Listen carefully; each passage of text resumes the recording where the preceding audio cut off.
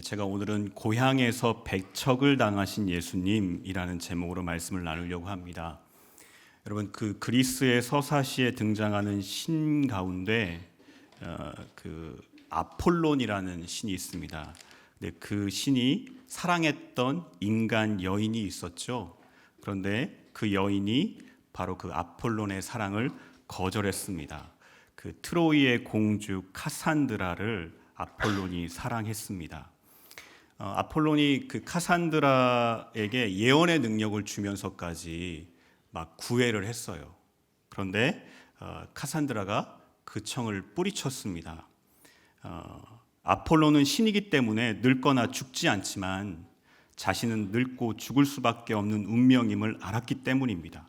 지금은 아름답지만 늙어 그 모습이 추해지면 아폴론이 자기를 버릴 것임을 알았기에 카산드라는 아폴론의 사랑을 받아들이지 않았습니다. 화가 난 그 아폴론이 카산드라를 저주하게 되죠. 그 저주가 어떤 저주냐면 이제 카산드라의 예언을 아무도 믿지 않게 하는 거예요. 카산드라가 예언을 하지만 그 예언을 믿지 않게 되는 그런 저주를 합니다. 그 나중에 카산드라가 그리스 군이 성 밖에 놓아두었던 목마를 트로이 성으로 끌어들이면 안 된다고 경고를 합니다. 하지만 카산드라의 그 경고를 사람들이 듣지 않고 결국 그 목마를 성 안으로 들였고 그 목마에서 쏟아져 나온 그리스 군대에 의해서 트로이는 멸망을 하고 말았습니다.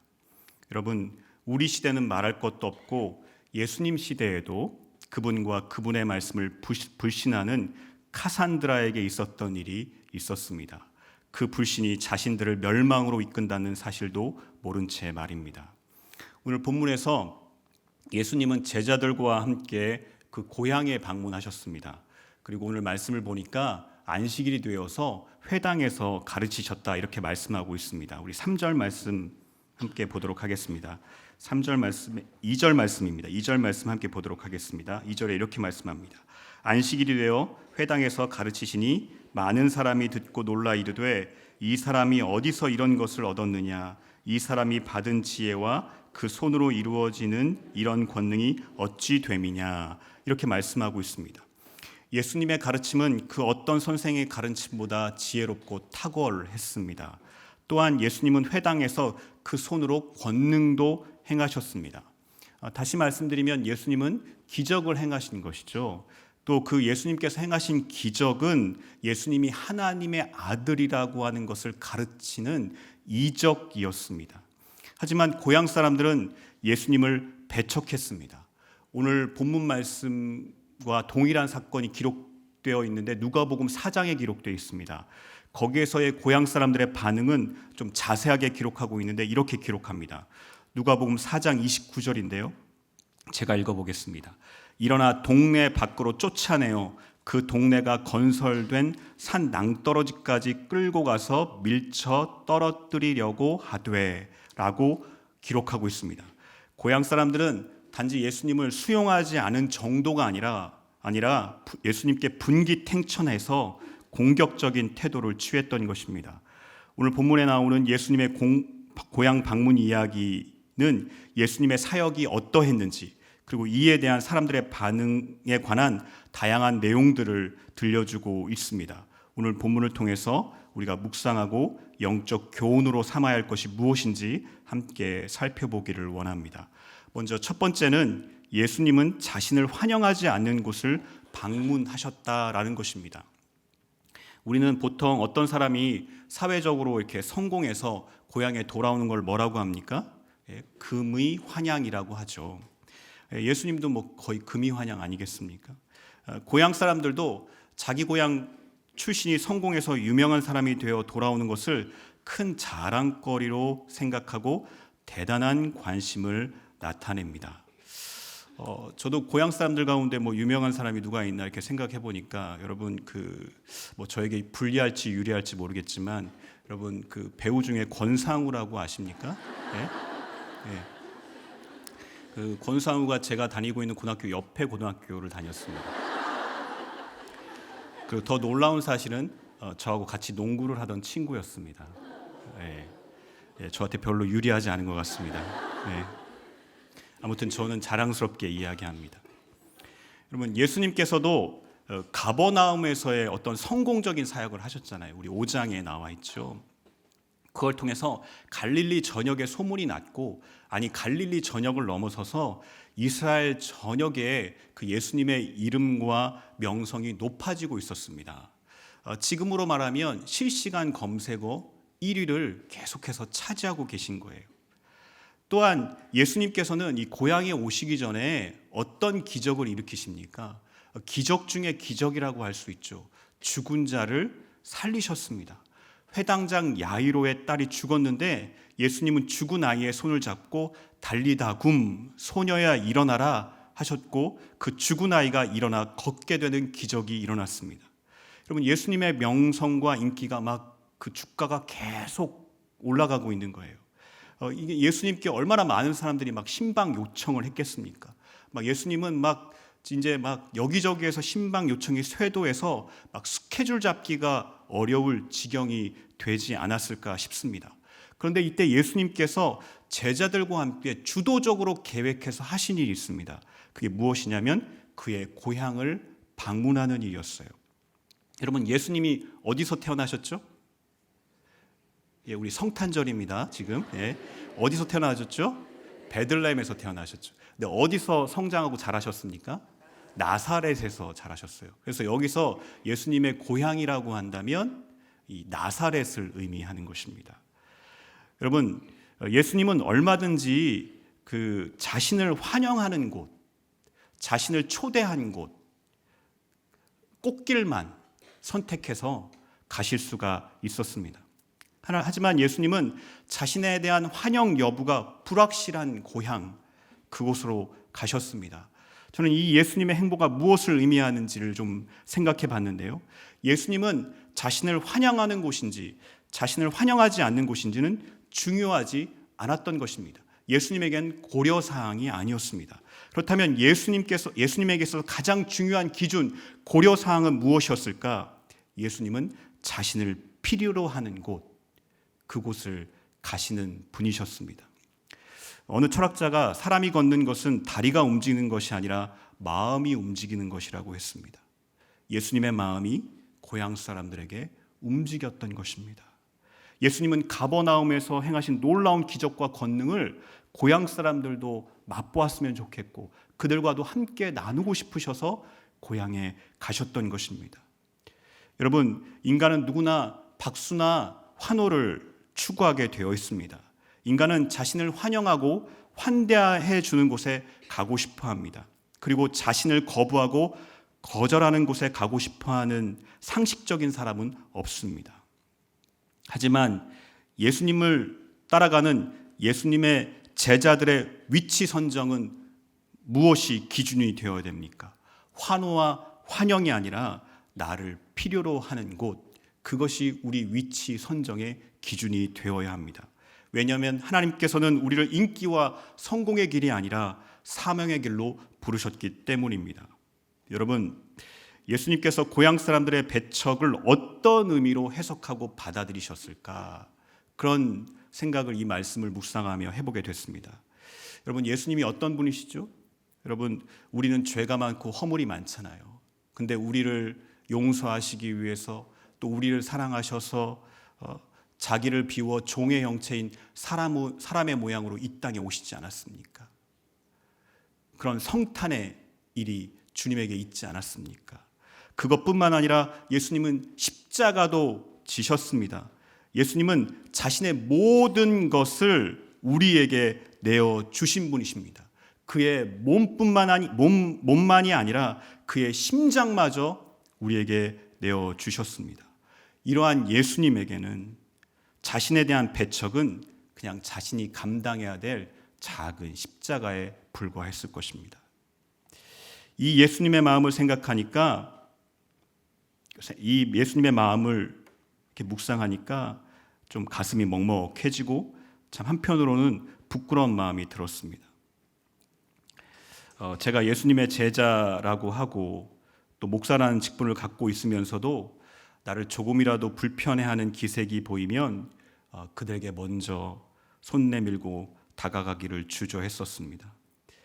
때로는 상대방이 불편해할지 모른다는 어떤 인간적인 소심함 때문에, 관계의 어려움에 직면하고 싶지 않다, 그것에 대한 인간적인 두려움 때문에, 아직 남아있는 알량한 자존심에 상처를 입었다는 것 때문에 그러했습니다. 하지만 오늘 본문에서 예수님은 자신을 환영하지 않는 곳이지만 자신이 필요한 곳이라고 여기시면 그 발걸음을 옮기셨습니다. 저도 이 말씀 묵상하면서 제 자신에게 이렇게 적용했습니다. 앞으로 상대방의 반응은 내가 감당해야 될 십자가로 여기리라 다짐해 보게 됩니다. 나를 환영하지도, 나를 환대하지도, 아니 오히려 거부하고 배척한다 해도 나를 필요로 하는 곳이라면 그곳을 향해 갈 수 있는 사명과 믿음을 달라고 기도하게 됩니다. 여러분, 이런 결단을 하는 저에게 용기를 주었던 말씀이 있는데요, 에스겔서 3장 7절에서 9절입니다. 오늘 본문 말씀을 이렇게 책갈피하시고 한번 에스겔서를 한번 찾아보겠습니다. 우리 구약성경 에스겔 3장 7절에서 9절 말씀입니다.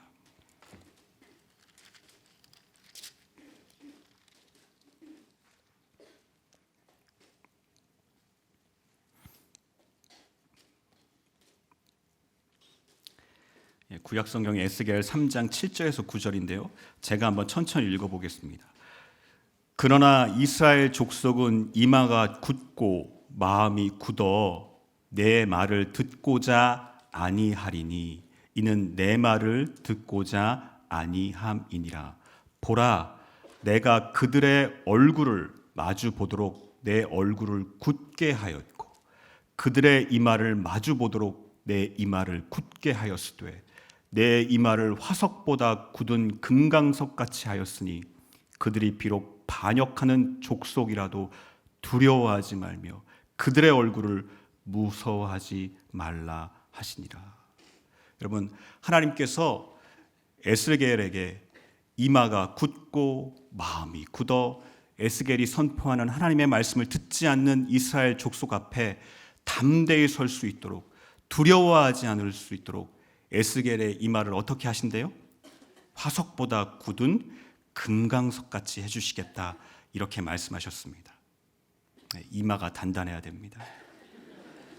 저 역시 저를 필요로 하는 곳은 어디든지 담대하게 나갈 수 있게 하나님께서 이마를 정말 금강석처럼 단단하게 해주시기를, 그래서 두려워하지 않고 무서워하지 않기를 기도하게 됩니다.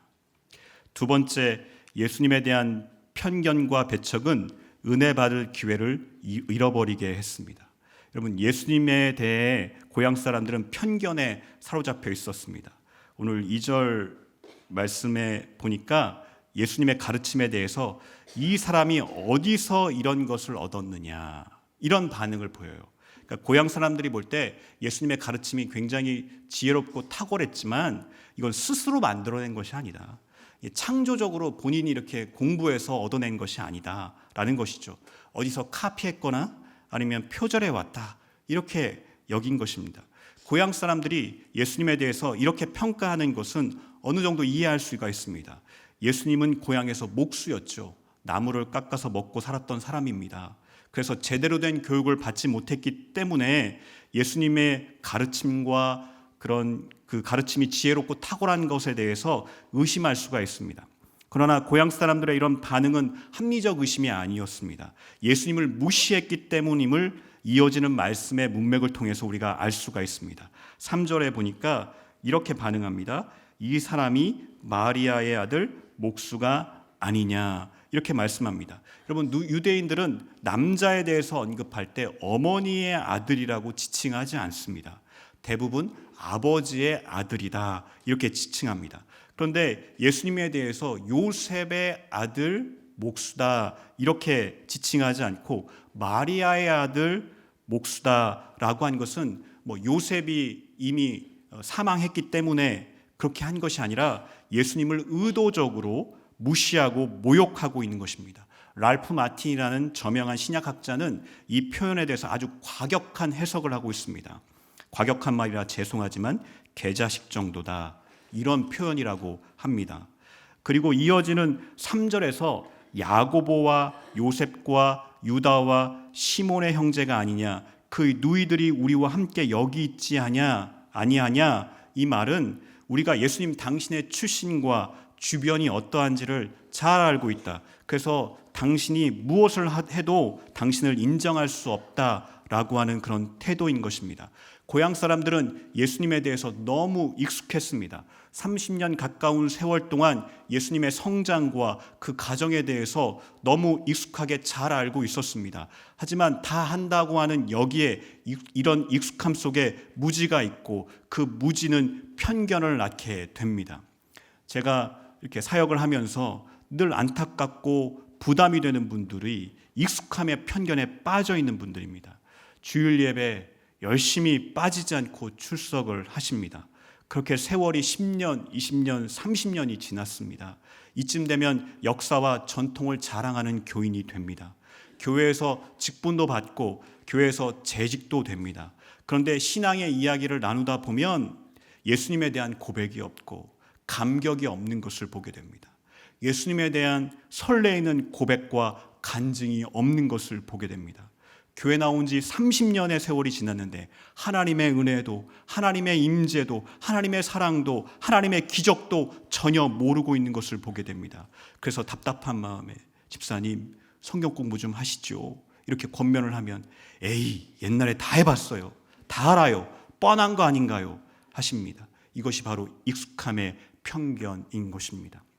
또 다수의 의견이 옳다며 그것을 따라가는 것 자체가 편견이 될 수가 있습니다. 우리 본문 5절 말씀에 보면 그 예수님이 소수의 병자만 고치셨다 이렇게 말씀하고 있죠. 따라서 다수는 어떻게 한 거예요? 고향에서 예수님을 배척한 거예요. 그리고 일부 소수의 사람만 예수님을 인정하고 받아준 것이죠.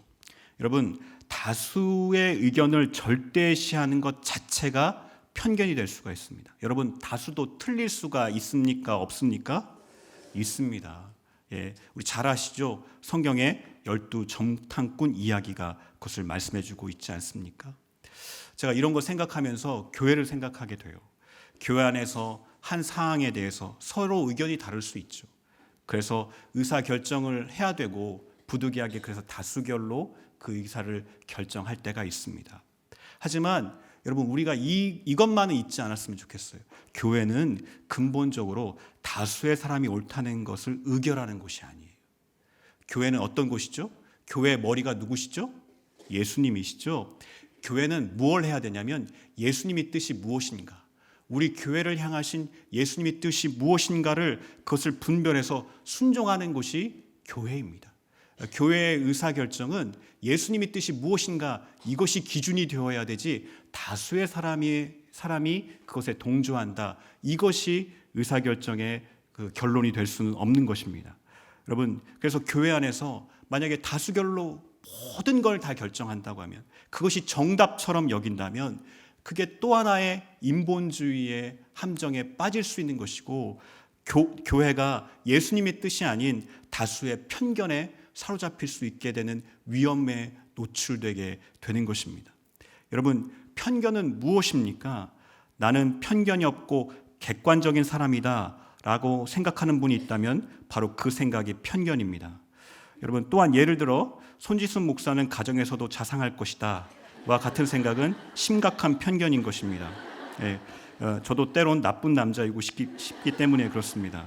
그 여담인데요, 그 한 권사님께서 저에게 나쁜 사람에 대해 정의해 주셨어요.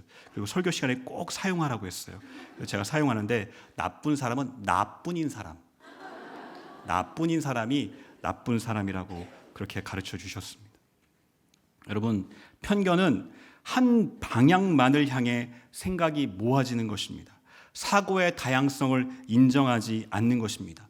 과거 지향적이며 과거에 얽매여서 현재와 미래에 대해 열려있지 않은 것입니다.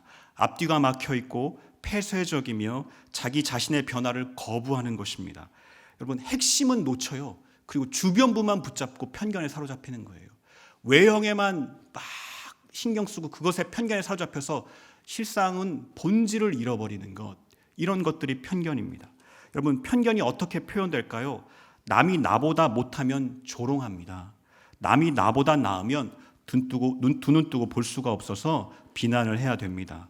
무엇인가 관심을 갖고 배우려 하지 않는 게으른 태도를 보입니다. 눈으로 보고 귀로 듣는 것이 상당히 제한적입니다. 보고 싶은 것만 보고 듣고 싶은 것만 듣게 됩니다. 모든 창구가 닫혀서 마음으로부터 깨닫는 것이 불가능해지는 것이 편견입니다. 오늘 본문 말씀을 좀 심하게 표현하면 고향 사람들은 예수님 편견이라는 칼을 들고 예수님을 난도질하고 있는 것입니다. 그래서 그 편견으로 인해서 예수님을 배척할 수밖에 없었던 것입니다. 예수님에 대한 편견이 가져다 준 가장 심각한 문제는 무엇입니까? 예수님께서 베푸시는 은혜, 그 능력을 받을 기회를 잃어버렸다는 것입니다. 우리 5절 말씀 우리 좀 함께 읽어볼까요? 같이 읽겠습니다. 거기서는 아무 권능도 행하실 수 없어 다만 소수의 병자에게 안수하여 고치실 뿐이었고, 이렇게 말씀하고 있습니다. 여러분, 앞서 우리 마가복음 4장에서 우리 네 가지 땅에 떨어진 씨의 비유 말씀 우리가 들었죠. 여러분, 길가, 돌밭, 가시떨기와 같은 마음에 뿌려진 하나님의 말씀은 어떻습니까? 아무런 영향력을 미칠 수 없어요. 하지만 좋은 밭, 마음의 밭에 뿌려진 하나님의 말씀은 30배, 60배, 100배의 결실을 맺는다고 했어요. 여러분, 예수님의 은혜와 능력이 한계가 있는 것입니까? 그게 아니죠. 그것을 받아들이는 마음도 너무너무 중요하다는 말씀입니다. 그래서 오늘 6절에서 예수님께서 말씀하신 중요한 단어가 있습니다. 그게 뭐예요? 믿음이에요. 믿음. 믿지 않음. 믿음이라는 단어를 말씀하신 것입니다. 목사님, 저는 예수님에 대한 편견도 배척도 하지 않습니다. 하지만 예수님의 능력과 은혜가 내 삶에 나타나지 않아요 하는 분이 있을지 모르겠어요. 그런데 우리 삶을 한번 자세히 들여다보면 예수님을 배척할 때가 자주 있다는 것을 깨닫게 됩니다. 어제도 오늘 아침에도 우리는 예수님을 배척하고 외롭게 했을 수 있습니다. 여러분, 예수님은 항상 우리와 동행하기를 원하십니다. 그런데 나는 아쉬울 때는 예수님을 찾아요. 평안하면 예수님께서 나를 불러도 못 들은 척하고 살고 있지 않습니까? 예수님께서 세상을 치유하고 새롭게 만들기 위해서 얘야, 너 나와 함께하자, 너의 도움이 필요하다 요청하시는데 저마다 자기 일에 바쁘다며 그 부름에 응답하지 않습니다. 예수님께서 얘야, 나와 함께 교회를 좀 세워보자, 교회를 그리스도의 몸으로 한번 세워나가는데 너의 희생과 헌신이 필요하다, 그렇게 요청하시는데 그 음성을 못 들은 척하며 외면하지 않습니까? 여러분, 예수님께서 은혜와 능력이 없으신 것이 아닙니다. 우리가 예수님을 배척하고 외롭게 하기에 예수님의 은혜와 능력이 우리 삶에 나타나지 않는 것은 아닐까요? 여러분, 결국 신앙생활은 예수님을 믿는 믿음이 정말 중요합니다. 회당장 야이로의 딸이 어떻게 죽었다가 살아나게 됐습니까? 예수님에 대한 야이로의 간곡한 믿음 때문이었습니다. 12해를 혈류증으로 앓고 있던 여인이 어떻게 예수님의 은혜와 능력을 경험하게 됐습니까? 예수의 소문을 듣고 무리 가운데 끼어들어서 그분의 옷을 믿음으로 붙잡았기 때문에 그렇습니다. 예수님께 믿음으로 반응했던 성경에 나오는 많은 이야기 중에 저에게 가장 큰 영향력을 미치고 제가 가장 좋아하는 이야기가 요한복음 9장에 기록되어 있습니다. 날 때부터 맹인된 사람이었죠. 거린으로 살았던 사람입니다. 예수님께서 이 사람이 맹인이 된 것은 누구의 죄 때문이 아니라 그에게서 하나님이 하시는 일을 나타내고자 하심이라고 말씀하셨습니다. 그리고 예수님이 이어서 이 맹인을 고쳐주시는데 어떻게 하시죠? 땅에 침을 뱉고 진흙을 이겨서 그 눈에 바르시고 실로와 못에 가서 씻으라고 말씀하셨습니다. 처음 이 말씀을 읽었을 때는 예수님께서 택하신 치료 방식이 저에게는 넌센스였습니다. 침, 진흙, 실로한 물, 뭔가의 화학작용이 있었을 수 있다. 그런 치료에 의심을 받을 수 있는 그런 내용처럼 들리기도 했습니다. 그래서 예수님 그냥 말씀만으로도 고치실 수 있는 분이니까 그냥 말씀만으로 고치시지 왜 이렇게 하셨나 그럴 생각이 들었습니다. 하지만 예수님의 치료 방식에는 아주 중요한 의도가 숨겨져 있었습니다. 이 사람은 날 때부터 맹인이었습니다. 이웃 사람은 이 사람이 거린인 것도 알고 있었습니다. 그런데 여러분, 맹인 거린이 눈에 진흙 바르고 돌아다니는 모습을 보고 사람들은 어떤 반응을 보였습니까? 여러분, 맹인이 이제 거린으로 살다 보니까 이제 정신마저 완전 맛이 갔구나, 그렇게 비웃고 조롱했을 것입니다. 이 맹인은 사람들의 비웃음과 조롱을 견뎌야 했습니다. 또한 맹인에게 목적지를 정해주고, 실로암이라는 목적지를 정해주고 가라고 하면 그것이 결코 쉬운 일이겠습니까? 넘어지고 또 넘어지고 또 넘어지고, 부딪히고 또 부딪히고 또 부딪히기를 반복해야 되지 않겠습니까? 여러분, 지금 예수님께서 택하신 치료 방식을 통해 예수님께서 맹인에게 요구하고 계신 것이 무엇입니까?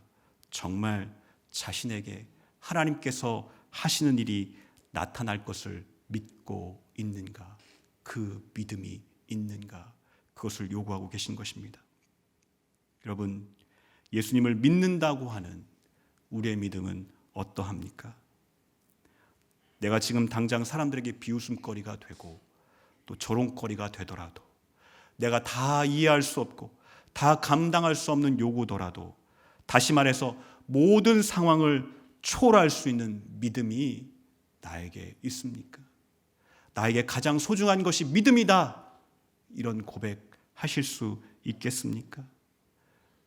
그렇지 않다면 나의 믿음 없음을 탄식하고 주님 앞에 나와 믿음 달라고 기도해야 되지 않겠습니까? 사랑하는 성도 여러분, 저는 오늘 본문 말씀을 통해서 다시 한번 예수님에 대한 편견과 배척 없이 예수님을 그대로 받아들이고 믿는 것이 얼마나 중요한지를 깨닫습니다. 여러분, 고향 사람들처럼 예수님에 대해 믿음으로 반응하는 것이 불모하거나 막히거나 말라 죽은 곳에서는 하나님의 나라가 나타나지 않아요. 믿음 없는 곳에는 하나님의 나라가 임하지 않는 것을 보게 됩니다. 너무나도 충격적인 일은 그 자리에 예수님이 계시더라도, 예수님이 있으시더라도 전적인 불신과 저항의 분위기 속에서는 기적이 나타나지 않았다는 것입니다. 반면 소수의 사람일지라도 예수님을 인정하고 그 분에게 반응하는 자들에게 예수님께서 기적을 베풀어 주셨다는 것입니다. 다시 한번 질문하겠습니다. 여러분, 예수님을 믿으십니까? 온전히 믿으십니까? 예수님에 대한 편견과 배척이 있었다면 그 모든 것을 벗어버리고 예수님을 온전히 믿음으로 예수님께서 주시는 은혜와 능력을 경험하는 축복이 있으시기를 주님의 이름으로 간절히 축원합니다.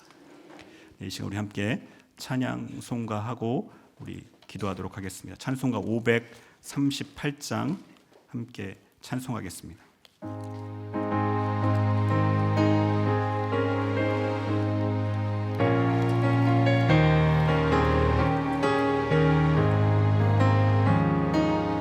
죄짐을 지고서 고나거든 내 마음속에 주 영접하며 새 사람 되기를 원하거든 내 구주를 영접하라. 의심을 다 버리고 영접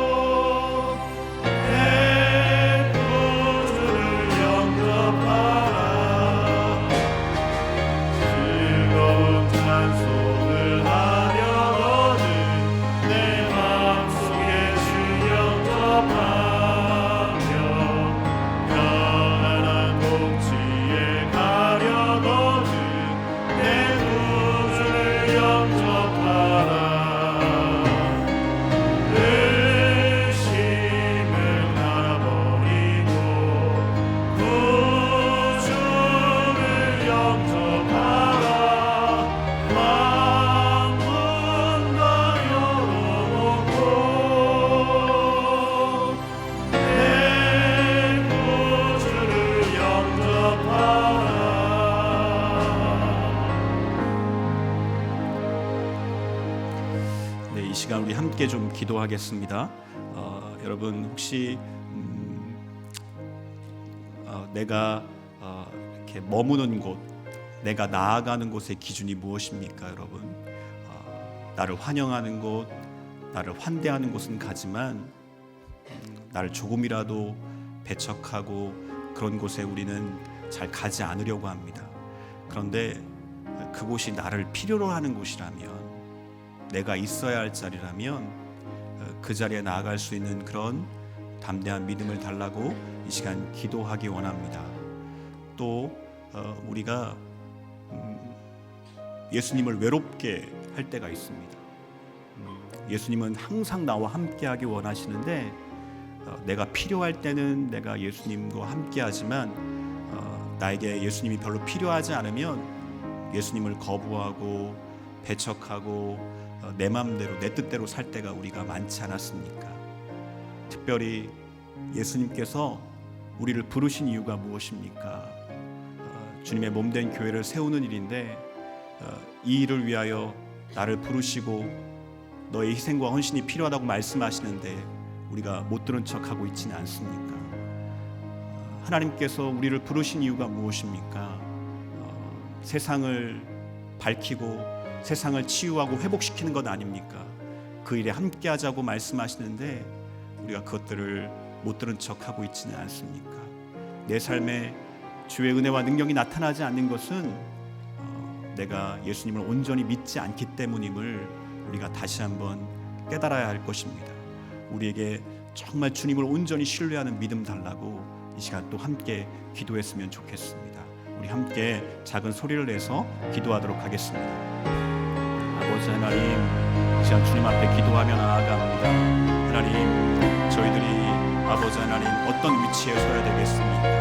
하나님, 나를 필요로 하는 곳, 아버지 하나님, 내가 있어야 할 그 자리, 아버지 하나님, 그곳에 나를 향한 저항이 있고 나를 향한 반감이 있더라도 하나님 아버지, 나를 필요로 하는 곳이라고 하면 하나님 그 자리로 나아갈 수 있는 그런 믿음의 담대함 함께 하여 주시옵소서.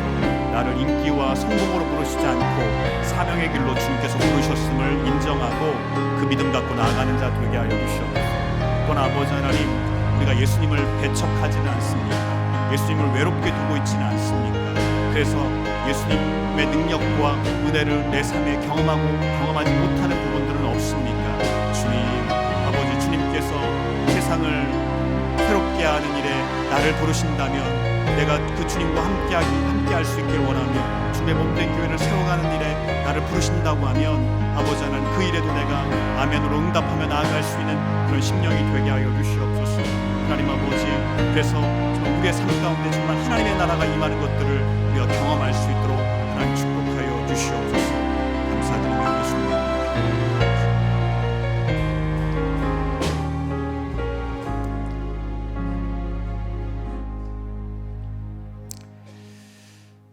하나님 아버지, 우리 예수님께서는 그 위치를 선정하실 때 사람들의 반응을 중요하게 생각지 않으시고 자신을 필요로 하는 곳, 그곳을 향해 나아가셨습니다. 주님, 저희들 주님의 제자라고 그렇게 주님을 따라가고 있는데 주님, 저희들도 사람의 반응에 의해서 위치를 선정하는 자들이 되지 않게 하시고 정말 나를 필요로 하는 곳에 사명감을 갖고 나아가는 그런 믿음의 사람들이 될 수 있도록 하나님 인도하여 주시옵소서. 또한 아버지 하나님, 주님께서 우리와 함께하길 원하시는 것 우리가 알지만 내가 필요할 때만 주님을 찾았지 주님이 나를 필요로 할 때는 주님을 외면했던 나의 모습을 보게 됩니다. 주님께서 세상을 좀 밝혀보자고, 세상을 좀 회복시켜보자고 나를 부르시는데 그 음성을 외면했습니다. 주님께서 주님의 몸된 교회를 정말 귀하고 아름답게 세워가자고 너의 희생과 헌신이 필요하다고 말씀하시는데 그 말씀을 못 들은 척했습니다. 그래서 우리의 삶에 예수님의 기적과 은혜와 능력이 나타나지 않았음을 고백할 수밖에 없습니다.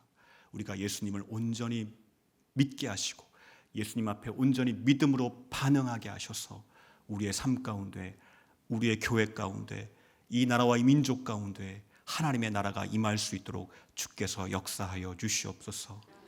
이제는 우리를 구원하신 예수 그리스도의 은혜와 하나님의 영원하신 사랑하심과 성령님의 내주교통 역사하심이 오늘 주님 앞에 나와 예배드리며 나가는 귀한 주의 성도들의 머리 위에와 그들의 가정과 그들의 기업과 주님의 몸된 교회 위에 지금으로부터 영원토록 함께 하시기를 주 예수 그리스도의 이름으로 간절히 축원하옵나이다.